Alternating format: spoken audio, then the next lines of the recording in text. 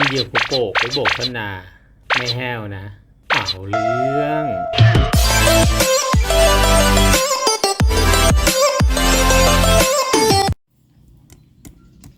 ทำขนาด4 เซนนะครับ ตรง2 เซนเนี่ยจะทำลูกตานะครับตรงนี้เจาะครับ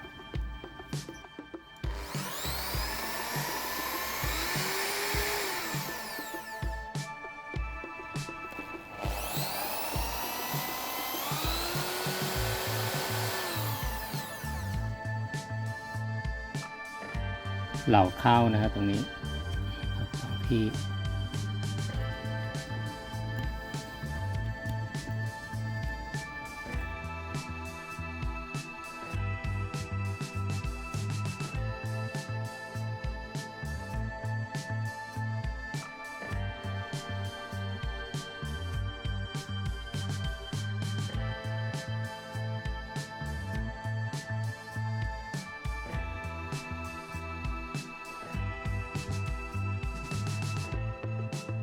ตรงลูกตานี่ก็จะทำนูนๆนะฮะกลมๆ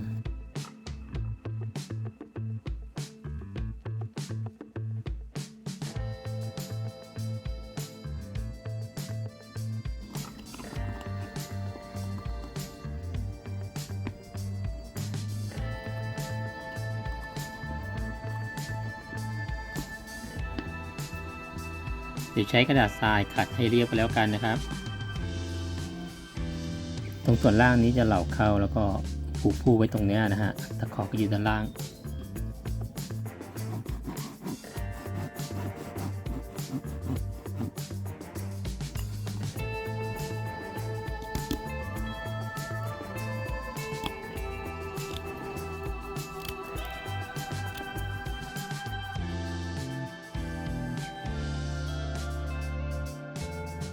ตรงนี้ก็จะบากล่องผูกผู้นะครับ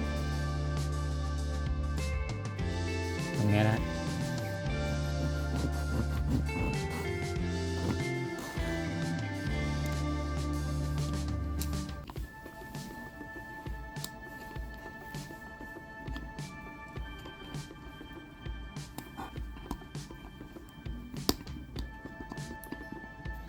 ล่องจะเป็นแบบนี้นะฮะ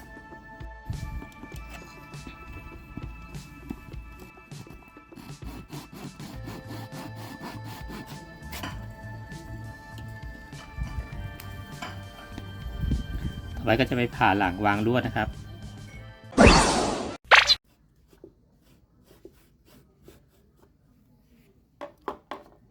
จุดวางตะกั่วก็ห่างจากท้าย2 เซนนะครับ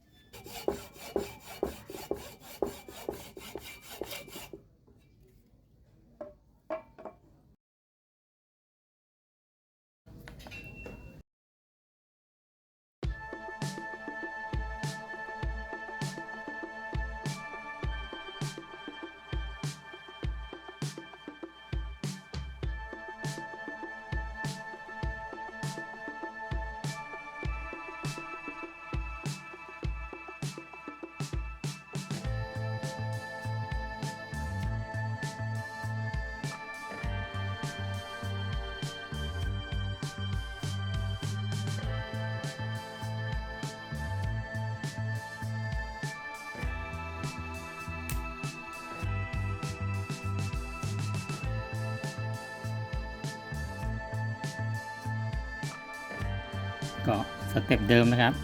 ที่เลยอุด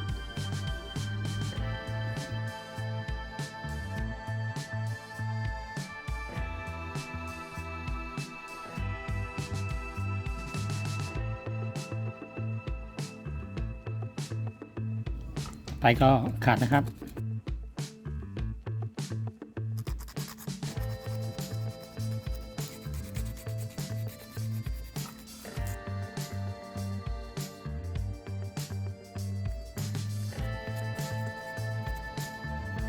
ตัวนี้ไม่ได้ทำสีนะครับจะเคลือบด้วยกาวร้อนไว้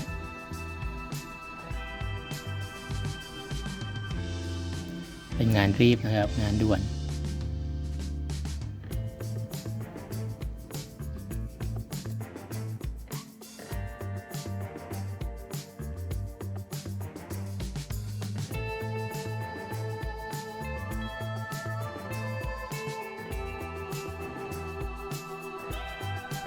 ช้ผู้บัดเบสนะครับจะได้ไม่ต้องเสียเวลาผูก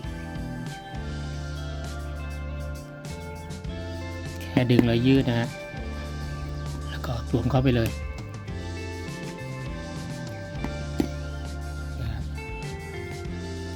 จัดทรงกันหน่อย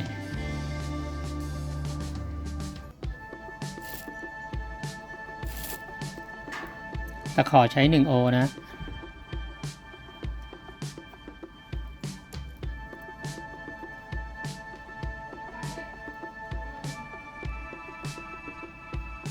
กาดก็เป็นสายตะลิง40 ปอนด์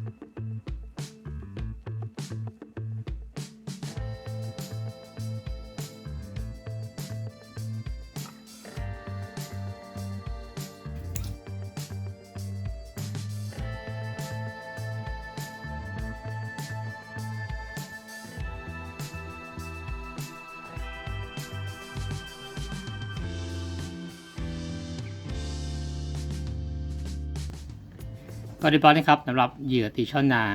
ขั้นตอนสุดท้ายแล้วทดสอบครับ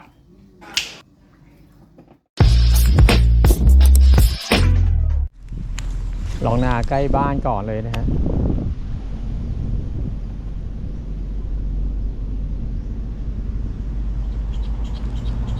น้ำลดแบบนี้น่าจะเข้าร่องหมดแล้วมั้ง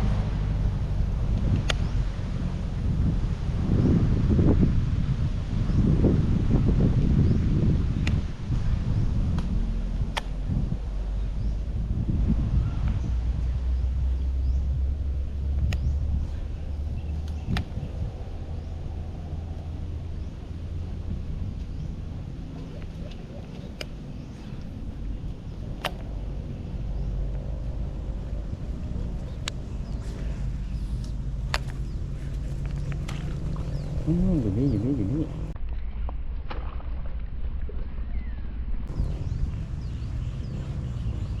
ตัวไม่ใหญ่หรอกครับแหมกัดโดนจริง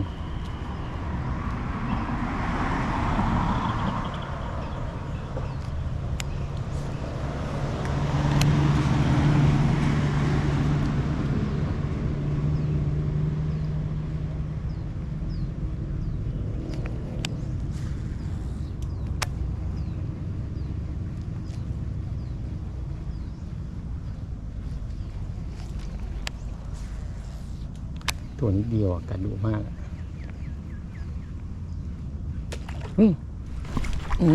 อยู่ครับ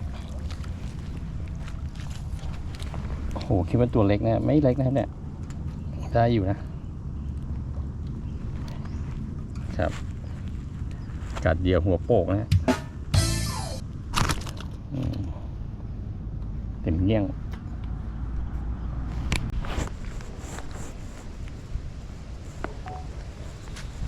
มาลองเหยื่อนะ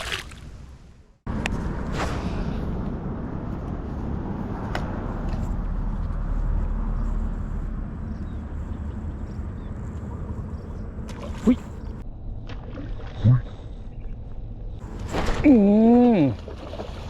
โอ้โหอยู่นี่เองนะฮะสีควานมีตั้งเยอะนะครับโอ้ยไทยดีมากดูครับพัดก็ไปเต็มเงี้ยงเลยนะทำหัวโปกนะครับตัวนี้ปล่อยนะครับ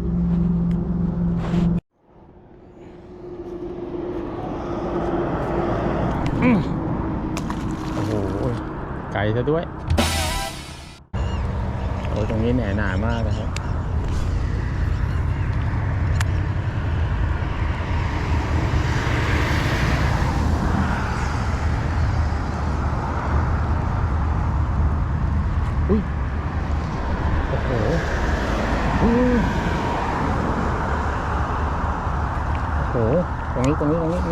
นี่ใหญ่นะครับเนี่ยแหนมันหนาไป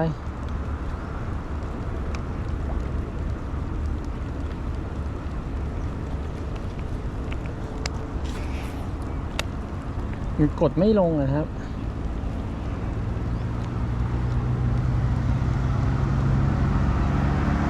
ดูมันกดไม่ลงอ่ะเหยื่อมันกดแหนไม่ลงอะฮะปลาก็เลยกัดไม่โดน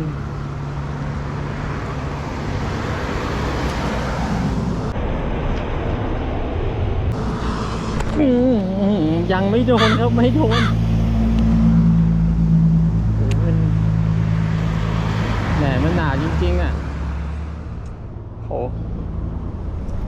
สรุปทำเหยื่อหัวโปกไว้โบกช่อนนานะครับโหใช้งานได้ดีมากเลยครับตัวชอบเลยไอ้ผู้หนาๆตัวนี้มันมีข้อดีก็คือมันช่วยกันสว่านได้นะครับแต่ข้อเสียก็จะต้านลมหน่อยเพื่อเป็นแนวทางการทำเหยื่อนะครับชอบก็กดไลค์กด Subscribe เพื่อเป็นกำลังใจด้วยนะครับขอบคุณทุกท่านครับ